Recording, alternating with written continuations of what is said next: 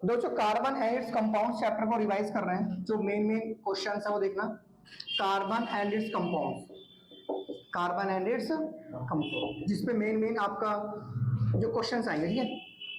एक क्वेश्चन आएगा functional group के अंदर। आपको 4 फंक्शनल ग्रुप पढ़ाए थे ना मैंने। ये COOH पढ़ाया था एक, है ना, एक CHO पढ़ाया था, एक OH पढ़ाया था और एक C डबल बॉन्ड O पढ़ाया था, C डबल बॉन्ड O। तो ये वाला जो है ना हमारा, ये वाला होता है कार्बोक्सिलिक ग्रुप। कौन सा होता है हमारा? ये कार्बोक्सिलिक ग्रुप होता है। कौन सा ग्रुप होता है बच्चों ये? और ये वाला हमारा एल्डिहाइड ग्रुप होता है। ये वाला कौन सा होता है? Aldehyde group.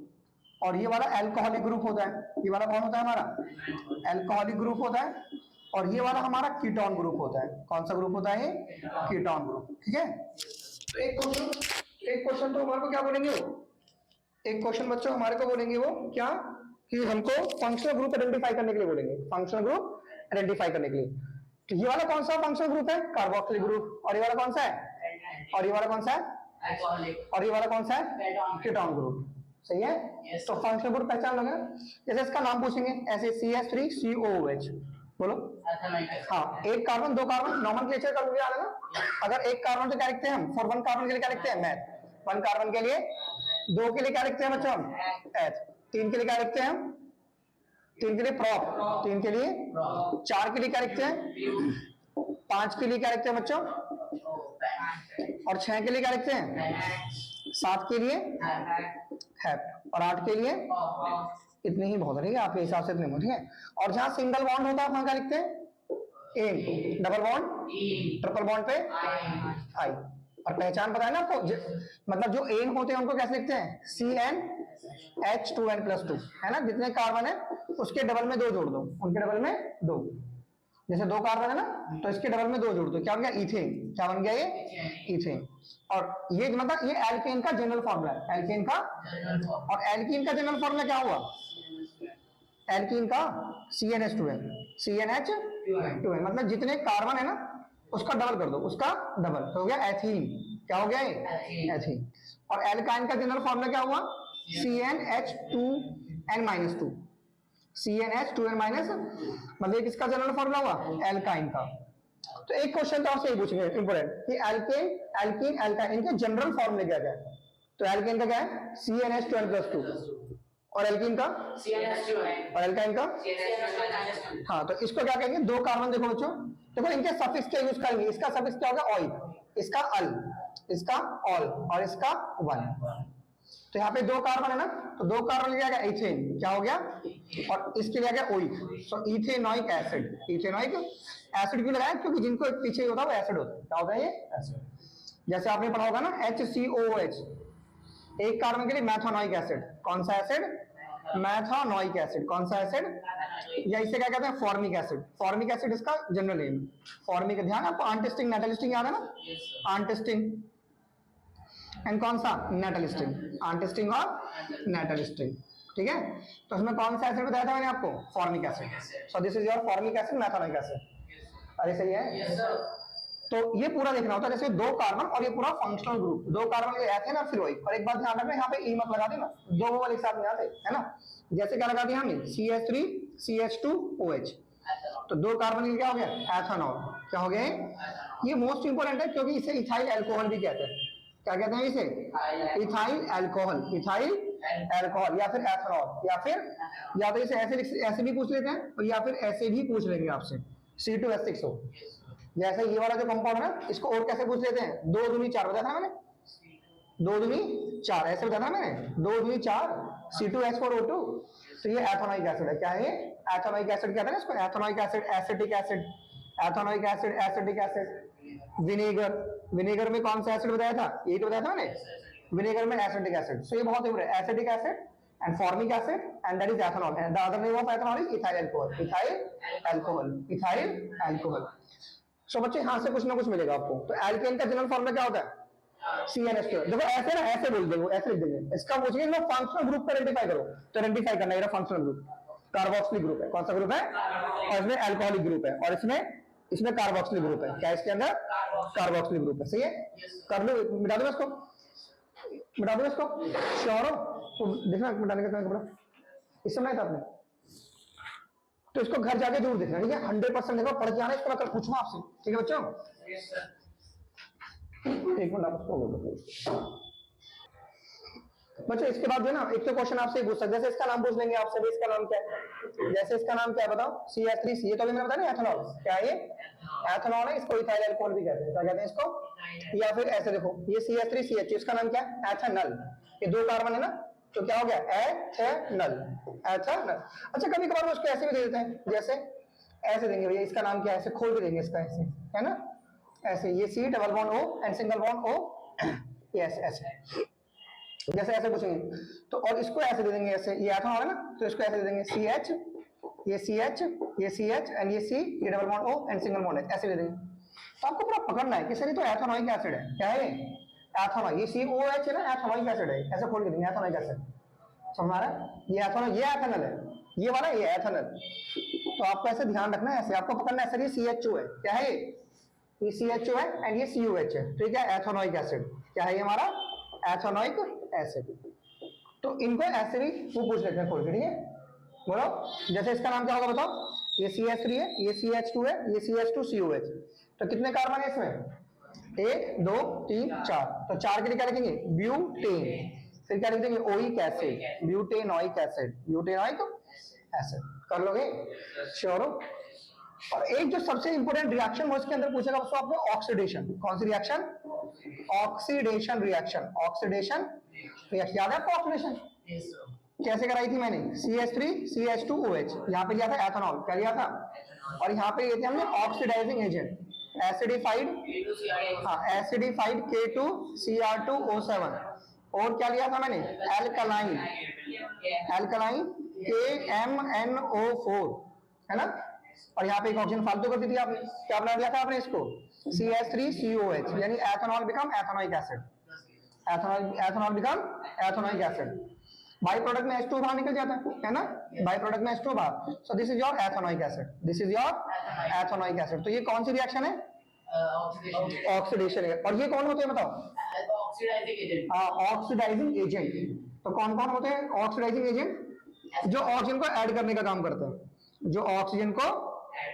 हाँ ये एसिडिफाइड क्या हो गए, एसिडिफाइड क्या हो गए, K2, तो क्या बोलेंगे इसको, पोटेशियम डाइक्रोमेट, पोटेशियम, हाँ क्या कलर याद रखना, ऑरेंज, क्या बताया था मैंने, ऑरेंज, पोटेशियम डाइक्रोमेट, है ना, और ये क्या हो गया, alkaline, alkaline KMNO4, potassium permanganate, ये कौन सा है, पोटेशियम परमैंगनेट, ये पोटेशियम हुआ, क्या हुआ, पोटेशियम परमैंगनेट, ये क्या हुआ, पोटेशियम परमैंगनेट, और ये क्या हुआ, पोटेशियम डाइक्रोमेट, पोटेशियम, इसका कलर क्या बताया था मैंने, पिंक कलर, ठीक है, क्या बताया था, पिंक कलर, और इससे मैंने बेयर्स रिएजेंट भी कहा था उस समय, क्या कहा था, बेयर्स रिएजेंट, जिसका पिंक कलर होता है ना, ये एक्चुअली अनसैचुरेशन चेक करता है, क्या चेक करता है ये, कि किसी कंपाउंड में डबल बॉन्ड है कि नहीं है, अनसैचुरेशन चेक करने में यूज होता है बेयर्स रिएजेंट, पिंक कलर का होता है, पढ़ोगे 11वीं क्लास में, ठीक है। तो ऑक्सीडाइजिंग एजेंट ये हो गया पोटेशियम, इसको क्या बोला गया बताइए, ये K2Cr2O7, पोटेशियम डाइक्रोमेट, क्या बोला गया इसको, potassium dichromate, this is dichromate, potassium dichromate, क्योंकि ये वाला जो आयन होता है ना हमारे पास, ये वाला जो आयन होता है ये डाइक्रोमेट, डाइक्रोमेट आयन, देखो डाइक्रोमेट, डाइक्रोमेट क्रोमियम जो है ना, तो this is dichromate, this is, तो ये डाइक्रोमेट है, क्या है ये, डाइक्रोमेट, क्योंकि 2 क्रोमियम है इसके अंदर, ये डाइक्रोमेट आयन है, तो जब भी Cr2O7 होगा उससे क्या बोलेंगे, डाइक्रोमेट, तो this is potassium dichromate, potassium, हाँ तो एथेनॉल किस में कन्वर्ट हो रहा है, कौन सी रिएक्शन के अंदर, किसकी प्रेजेंस में, वो कौन होते हैं, अब हमने एक रिएक्शन ये पढ़ा था बहुत इंपोर्टेंट, कि सर ये जो एथेनॉल होता है ना हमारा इथाइल अल्कोहल, आप इसको एथेनोइक एसिड में डाल देते हो, किसमें डाल देते हो इसे, एथेनोइक एसिड में, कंसंट्रेटेड H2SO4 की प्रेजेंस में ना, किसकी प्रेजेंस में, प्लस के हीट कर देते हैं, क्या कर देते हैं, हीट। तो बच्चों यहां से तो हमने क्या कर दिया था OH, और यहां से क्या H, यहां से वाटर बाहर, और CH3COH है, CH3CO, और क्या जोड़ दिया था यहाँ पे, CH2CH3, क्या जोड़ दिया था, प्लस के H2O बाहर, H2O, तो रिएक्शन कौन सी बन गई थी, एस्ट्रिफिकेशन, कौन सी बन गई थी ये, एस्ट्रिफिकेशन, तो ये हमारा इथाइल और ये इथोनेट हो जाता है, क्या हो जाता है ये, इथाइल इथोनेट, इथाइल इथोनेट या फिर एस्टर, क्या बोलते हैं हम इसे, एस्टर। तो जिस रिएक्शन में एस्टर बनता है उसे क्या कहते हैं, एस्ट्रिफिकेशन, क्या बोलते हैं उसे? एस्टरिफिकेशन रिएक्शन किसको किसमें डालने से हो रही है? एथेनॉल प्लस एस्टर, नहीं sorry, ethanol plus ethanoic acid, ethanol plus ethanoic acid, सही है? Yes sir. तो एस्टर जाना वो ऐसे बोलेगा, देखो एस्टर का वैसे फॉर्म में याद करो, जनरल फॉर्म में क्या बना इसका, ये बना C4H6 है ना, 3 और 2 5 है ना, C4 देखो ऐसे 4 2 जा 8, 4 2 जा 8 ऐसे 4 2 जा 8, 4 2 जा 8, 4 2 जा, तो ऐसे याद कर लो एस्टर को। तो ये एस्टर है स्वीट स्मेलिंग कंपाउंड। कैसे होता है ये? तो कहीं ना कहीं आपको ना हिंट देगा वो स्वीट स्मेलिंग कंपाउंड का, इसका हिंट देगा वो आपको स्वीट स्मेलिंग कंपाउंड, परफ्यूम्स वगैरह में यूज होते हैं, डीओ वगैरह में ऐसे हिंट देगा स्वीट स्मेलिंग कंपाउंड। तो समझ जाओ एस्टर की बात कर रहा है, किसकी बात कर रहा है वो? एस्टर की बात कर रहा है। तो ये क्रॉस क्वेश्चन आएगा एस्टर पे, बोलेगा एक कंपाउंड है C4H8O2 है, उसके बारे में वो कैसे बना है, ध्यान देना, थोड़ा सा क्रॉस क्वेश्चन आएगा, मैं बताऊंगा कैसे प्रैक्टिस कराऊंगा जब, फिलहाल तो भी ध्यान दीजिए, ठीक है? तो एथेनॉल में थोड़ा सा ध्यान रखना, C4H8O2 करके बोलेगा, एक मतलब एक कंपाउंड है C4H8O2 नाम का है, ठीक है? और वो एक एसिड में एक अल्कोहल को डालने से बनता है। तो एसिड कौन है? तो एसिड एथेनोइक एसिड है। वो अल्कोहल कौन है? इथाइल अल्कोहल है, इथाइल एथेनॉल है, वो एथेनॉल, इथाइल अल्कोहल एथेनॉल है। तो ethanol plus ethanoic acid become ester. तो ये एस्टरिफिकेशन रिएक्शन और oxidation reaction is very very important. तो ऑक्सीडेशन रिएक्शन में क्या बनता है? एथेनोइक एसिड, क्या बनता है? एथेनॉल से एथेनोइक एसिड बन गया, और फिर एथेनॉल प्लस एथेनोइक एसिड से क्या बन गया? एस्टर बन गया। क्या बन गया? तो एस्टर क्या होते हैं हमारे? Sweet smelling compound. क्या होते हैं हमारे? कर लोगे बच्चों? श्योर हो? बता दो इसको। सो this is your esterification reaction और ऑक्सीडेशन रिएक्शन।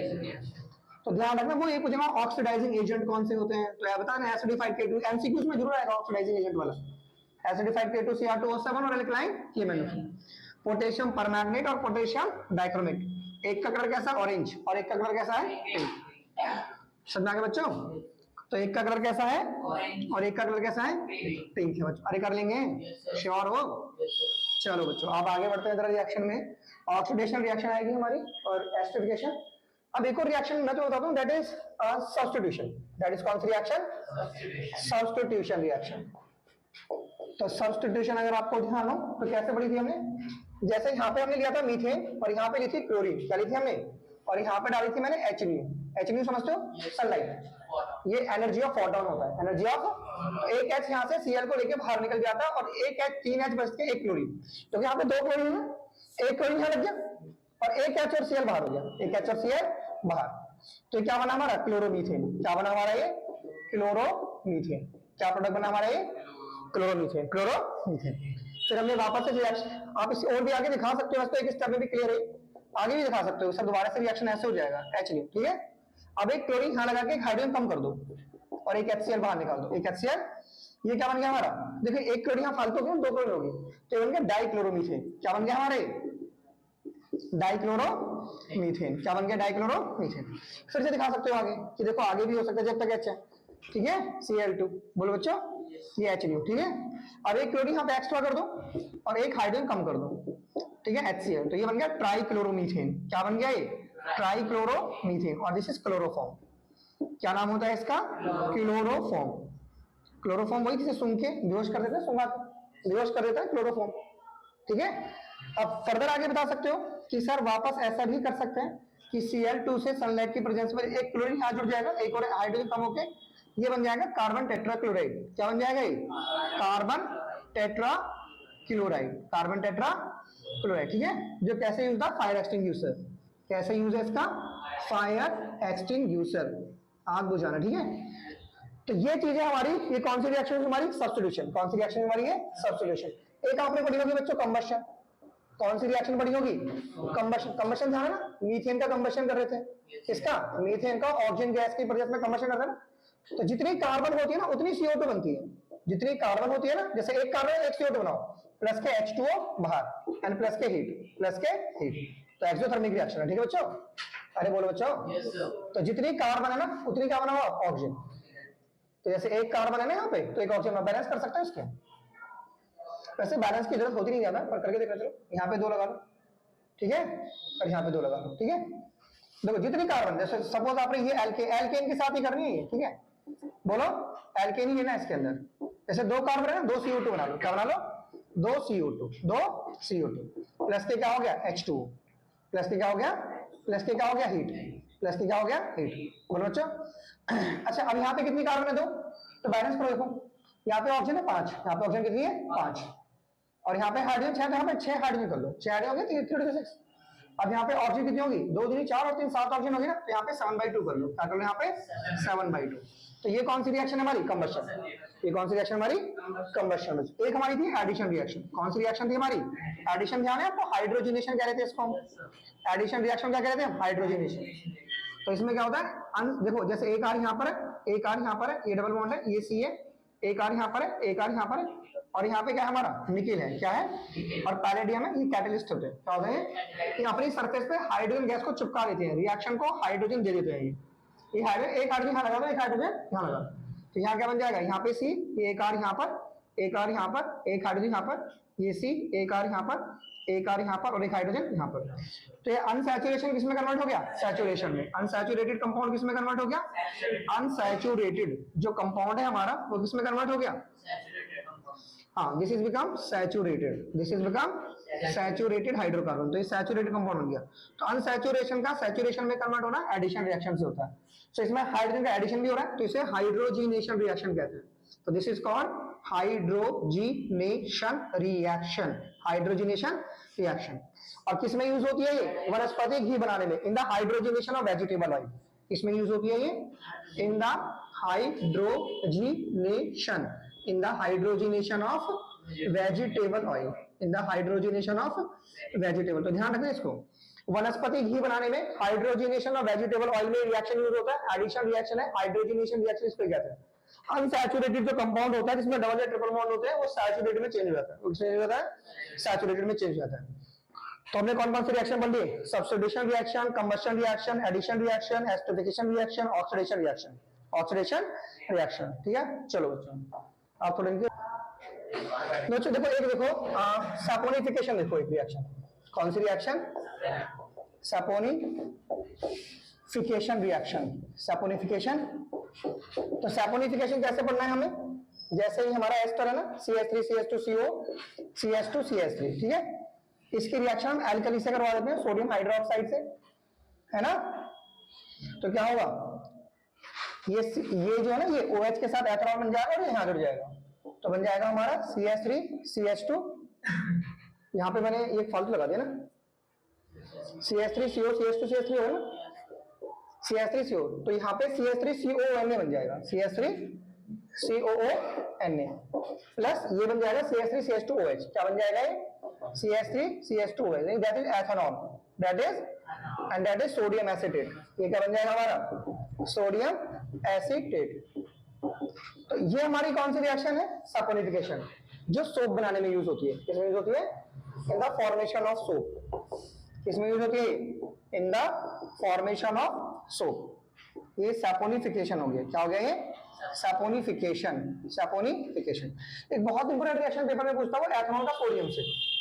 ये हमारे पास एथेनॉल है ना, क्या है, इसका सोडियम से रिएक्शन पूछेंगे आप, तो ये सोडियम इथॉक्साइड बन जाएगा, क्या बन जाएगा ये, सोडियम इथॉक्साइड, CH3CH2ONA। तो इस पे माइनस और इस पे plus, this is called sodium ethoxide, this is called sodium ethoxide. क्या कहते हैं हम इसे, सोडियम इथॉक्साइड। अरे बोलो बच्चों, क्या कहते हैं हम इसे।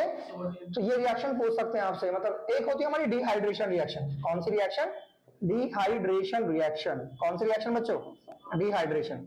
डिहाइड्रेशन समझते हो ना, पानी का बाहर निकलना, वाटर मॉलिक्यूल का बाहर निकलना।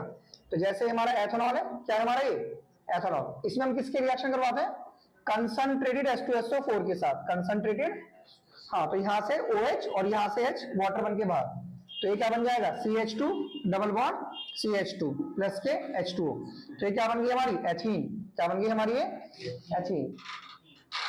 तो ये जो होता है ना हमारे पास कंसंट्रेटेड H2SO4, तो ये कौन सा एजेंट होता है बताओ, डिहाइड्रेटिंग एजेंट। कौन सा एजेंट होता है ये, तो डिहाइड्रेटिंग का मतलब क्या होता है, वाटर मॉलिक्यूल का बाहर निकलना। तो डिहाइड्रेटिंग एजेंट है, यानी ethanol become ethene, ethanol become ethene. कर लोगे, श्योर हो, एथेनॉल बिकम एथीन। सही बच्चों, बना दूं सब। तो ये जरूर करना कि डिहाइड्रेशन रिएक्शन में क्या बन रहा है, सैपोनिफिकेशन में क्या हो रहा है, ठीक है। डिहाइड्रेटिंग एजेंट कौन सा है, कर लोगे, श्योर हो ना। चलो इरेज कर देता हूं, लिखो डिहाइड्रेशन। ठीक है बच्चों, तो रिवीजन चल रहा है, पहले आपने सब नोट्स बना रखे हैं, पढ़ना घर पे जाके पढ़ना, ठीक है।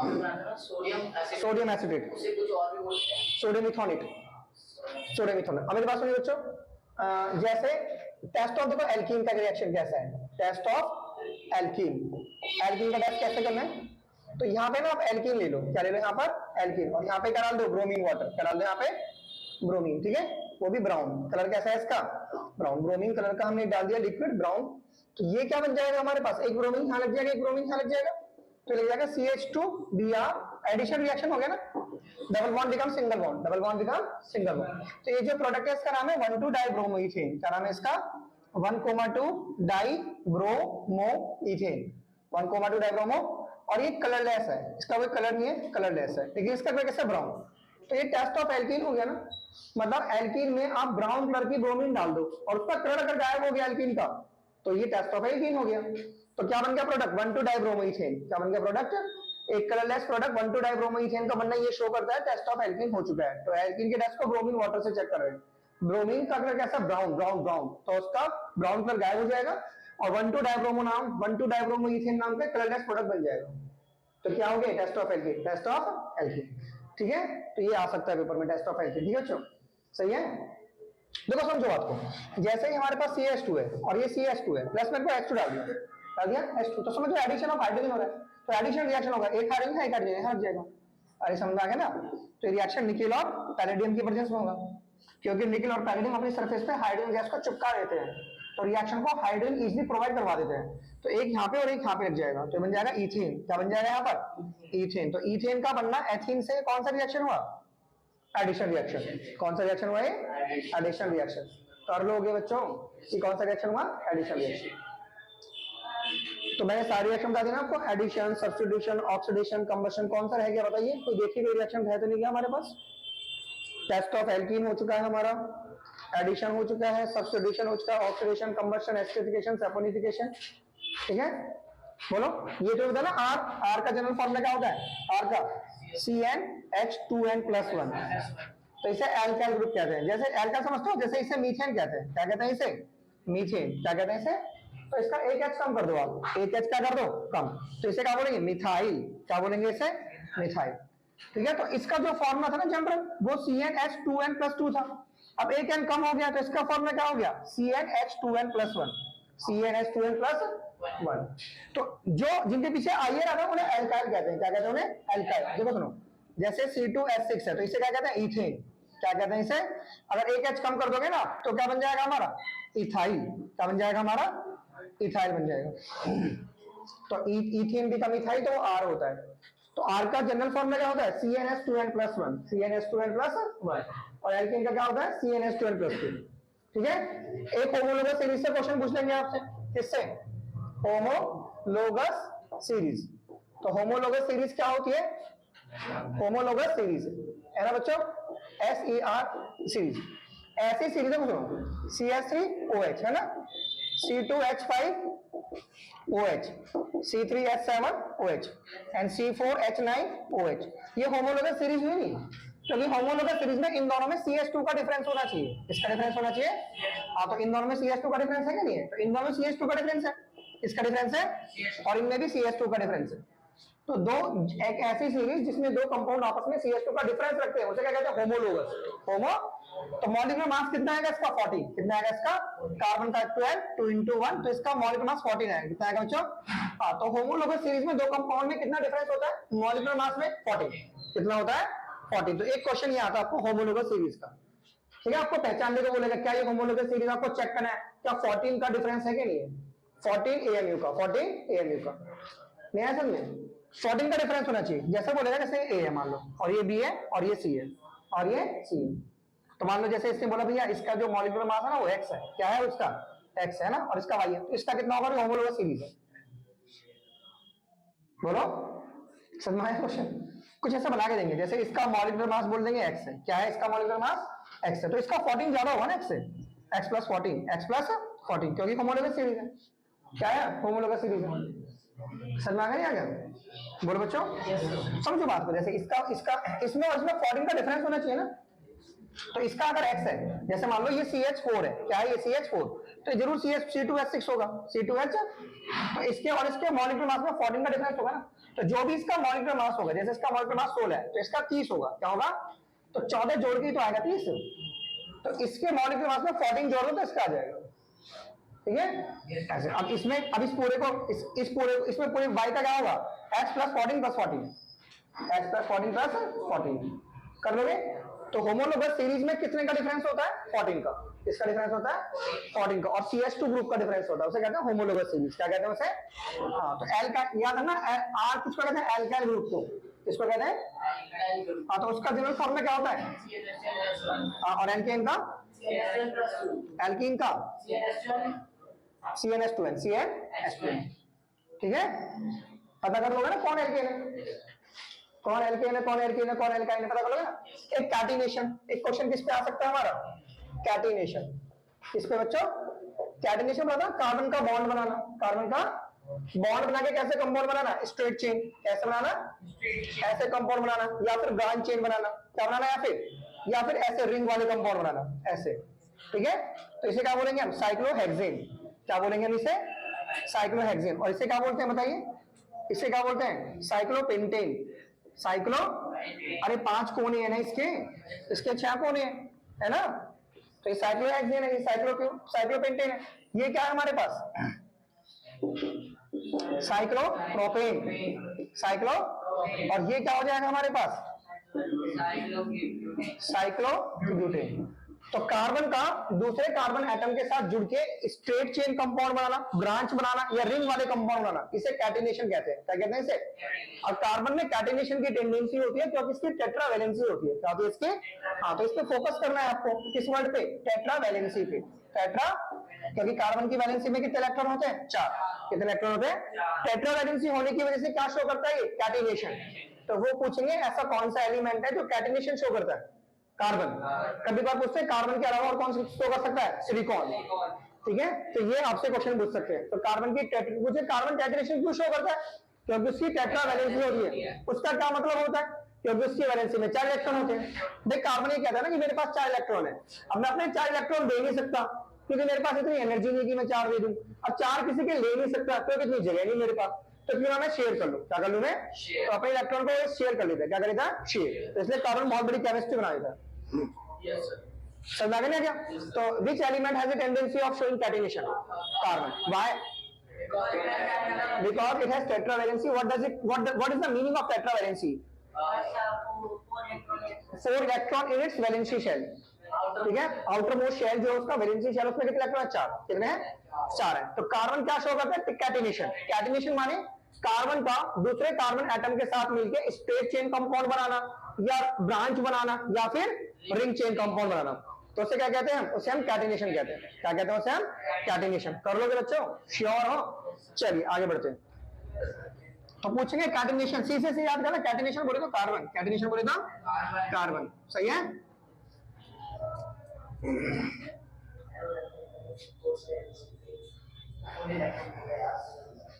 अब है आइसोमर्स।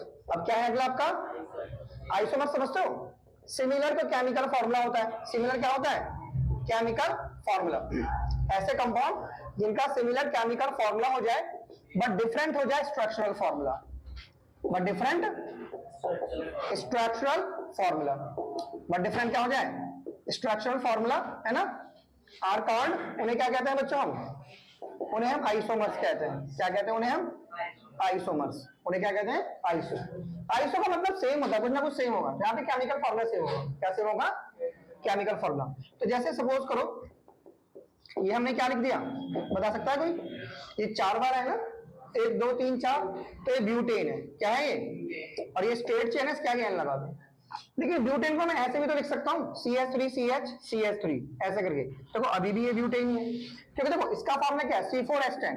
क्या है इसका फॉर्मूला, अभी भी तो C4H10 है, 3 6 9 10, फॉर्मूला अभी भी वही है C4H10, लेकिन स्ट्रक्चर चेंज हो गया। अब इसकी काउंटिंग ऐसे कीजिए, ऐसे 2 पे मिथाइल लगा हुआ है, 2 पे क्या लगा हुआ है, इसे मिथाइल बोलेंगे। 2 पे क्या लगा हुआ है, और काउंटिंग 3 पे खत्म हुई है तो इसे क्या बोलेंगे, प्रोपेन। सही बच्चों, देखो ऐसे 1 2 3, इसका ये नंबर नहीं आ पाया ना, इसका तो नंबर ही नहीं दिया, तो इसको ऐसे बोलो 2 पे मिथाइल, क्योंकि मीथेन का मिथाइल हो गया ना, तो समझ आ गया। ये 2 पे मिथाइल और काउंटिंग 3 पे खत्म हुई है तो प्रोपेन हो गया। तो ये इसके आइसोमर हो गए। इसके 2 आइसोमर्स होते हैं, एन ब्यूटेन और 2 मिथाइल प्रोपेन। तो ब्यूटेन के कितने आइसोमर्स होते हैं? 2। कौन कौन से? 2 मिथाइल प्रोपेन। अब देखो सुनो, जैसे मैंने इसका लिखा CH3 CH2 CH2 CH2 and CH3, कोई बोलेगा कि एन पेंटेन, क्या है ये? एन पेंटेन है ना। लेकिन बच्चों इस एन पेंटेन को तो मैं ऐसे भी लिख सकता हूं CH3 है ना, CH2 CH3। अब यहां से काउंट करो 1 2 3 4 है ना। उधर से काउंट इसलिए नहीं करा क्योंकि उधर से मैं काउंट करता तो उसको 3 नंबर मिल जाता, और इसको कम नंबर देना होता है क्योंकि इसमें कोई ग्रुप लगा हुआ है, तो इसको कम नंबर देना है, तो इधर से काउंट करो। तो क्या नाम हो गया इसका? 2 पे मिथाइल है, 2 पे क्या है, और 4 पे काउंटिंग खत्म हुई है, तो 2 मिथाइल ब्यूटेन, 2 मिथाइल ब्यूटेन। या फिर इसको ऐसे भी लिख सकते हैं CH3 C, ये CH3, ये क्या लिख देंगे CH3, और ये क्या लिख देंगे CH3, ठीक है। अब देखो, अब ऐसे काउंट कहीं से काउंट कर लो। अब देखो 2 पे 2 मिथाइल है, 2 2 डाई, 2,2 2 है ना, 2,2 अब 2 है तो लिखो डाई मिथाइल, और काउंटिंग कितने पे खत्म हुई है? 3 पे। काउंटिंग कितने पे खत्म हुई है? तो 3 पे क्या लगा देंगे? प्रोपेन। क्या लगा देंगे? प्रोपेन। क्या लगा देंगे? प्रोपेन। देखो अभी तुम बड़ी क्लास में पढ़ोगे ना, तो जिसपे सेम जिसपे 2 CH3 ग्रुप होते हैं ना, तो उसे नियो कहते हैं। क्या कहते हैं उसे? तो नियो आई से छोड़ो, कंफ्यूजन कर देगा, पढ़िए। सो बच्चों ये हो गया एन पेंटेन, ये हो गया 2 मिथाइल ब्यूटेन, और ये हो गया 2 2 डाइमिथाइल प्रोपेन। तो पेंटेन के कितने आइसोमर्स हुए? 3, एंड ब्यूटेन के 2। तो ध्यान रखना, ब्यूटेन के जो 2 आइसोमर्स है उसमें एक तो एन ब्यूटेन है और एक कौन सा है? 2 मिथाइल प्रोपेन, 2 मिथाइल प्रोपेन, ठीक है। और पेंटेन कितने आइसोमर्स हैं? 3। कितने हैं?